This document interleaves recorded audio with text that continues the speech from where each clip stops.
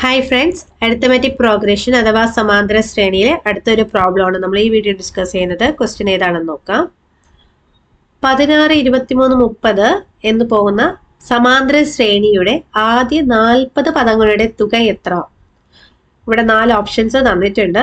അപ്പോൾ നമ്മൾ നോക്കിക്കഴിഞ്ഞാൽ ഇവിടെ അവസാനത്തെ പദം നമുക്ക് തന്നിട്ടില്ല. അവസാനത്തെ പദം തന്നിട്ടുണ്ടായിരുന്നുവെങ്കിൽ ഫോർമുല എന്താവുമായിരുന്നു? പദങ്ങളുടെ എണ്ണം കാണാൻ Sn = n/2 into a plus a n അല്ലെ, ആദ്യ പദം പ്ലസ് അവസാന പദം.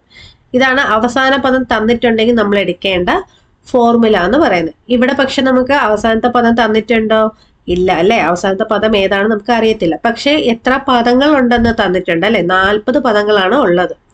ഓക്കെ, അപ്പൊ അങ്ങനെയാണെങ്കിൽ Sn കാണാനുള്ള ഫോർമുല ഇതാണ്. ഓക്കെ അല്ലേ, അപ്പൊ ഇത് പഠിച്ചു വെക്കുക. അവസാന പദം തന്നിട്ടില്ലെങ്കിൽ സമാന്തര ശ്രേണിയുടെ പദങ്ങളുടെ തുക കാണാൻ Sn = n/2. നേരത്തെ n/2 തന്നെയാണ്. ഇനി വ്യത്യാസം വരുന്നത് ഇവിടെയാണ്, ബ്രാക്കറ്റിനകത്താണ്.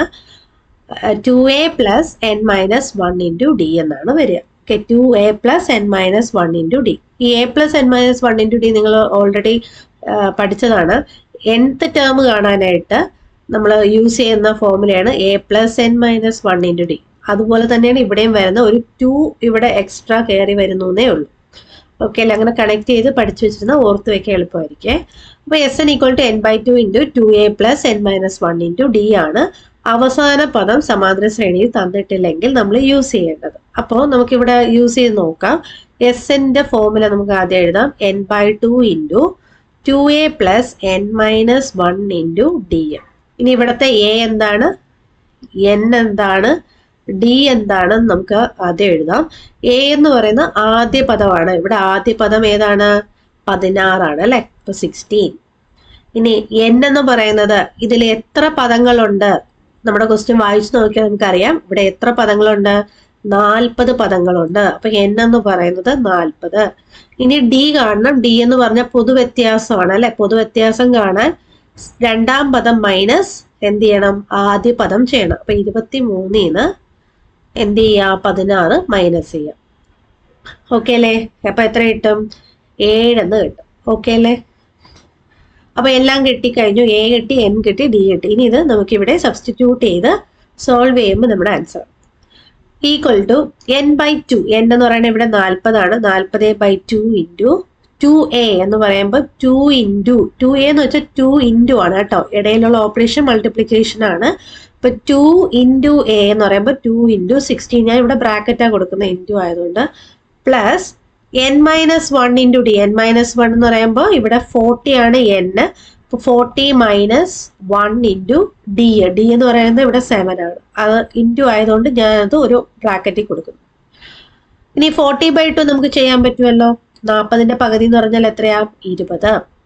ഇനി 2 ഇൻറ്റു 16 എന്ന് പറഞ്ഞാൽ 16ന്റെ ഡബിള് അല്ലെ, 16ന്റെ ഇരട്ടി എന്ന് പറയുന്നത് എത്രയാണ്? 32. പ്ലസ് 40 - 1 അല്ലെ, 40 1 മൈനസ് ചെയ്താൽ എത്ര കിട്ടും? 39 എന്ന് കിട്ടും. അതേ ഇൻറ്റു ഏത് ചെയ്യണം? 7 നമുക്ക് ചെയ്യണം. അപ്പൊ 39 ഇൻറ്റു 7 ചെയ്ത് നോക്കുക. 7 ചെയ്യുമ്പോൾ നിങ്ങൾക്ക് കിട്ടുക 273 ആയിരിക്കും. ഓക്കെ അല്ലെ, അപ്പൊ അത് നമ്മൾ എന്ത് ചെയ്യുക? 32 ആയിട്ട് ഇനി ആഡ് ചെയ്യണം. അപ്പൊ ഇത്രയും ക്ലിയർ അല്ലേ? ഇനി നമുക്ക് 2 കാര്യങ്ങളേ ഉള്ളൂ. ഈ 32 ഉം 273 കൂടെ ആഡ് ചെയ്യുക, എന്നിട്ട് കിട്ടുന്നതിന് 20 ആയിട്ട് മൾട്ടിപ്ലൈ ചെയ്യുക. അപ്പൊ 20 ഇൻറ്റു ഇത് നമ്മൾ ആഡ് ചെയ്യുമ്പോൾ നമുക്ക് കിട്ടുന്നത് 305 ആണ്. ഓക്കെ അല്ലേ, ഇനി ഇതിന്റെ ആൻസർ കാണുക. 305ന്റെ ഡബിൾ എന്ന് പറഞ്ഞാൽ 610 ആണ്. പിന്നെ ഒരു 0യും കൂടെ ഉള്ളതുകൊണ്ട് അതും കൂടെ ഇട്ട് കൊടുക്കുക. സോ ആൻസർ നമുക്ക് കിട്ടുന്നത് 6100 ആണ് കിട്ടുക. ഓക്കെ അല്ലേ, അപ്പൊ ഓപ്ഷൻ ഡി ആണ് ഇവിടെ ആൻസർ ആയിട്ട് വരിക. അപ്പൊ ക്ലിയർ ആയെന്ന് വിചാരിക്കുന്നു.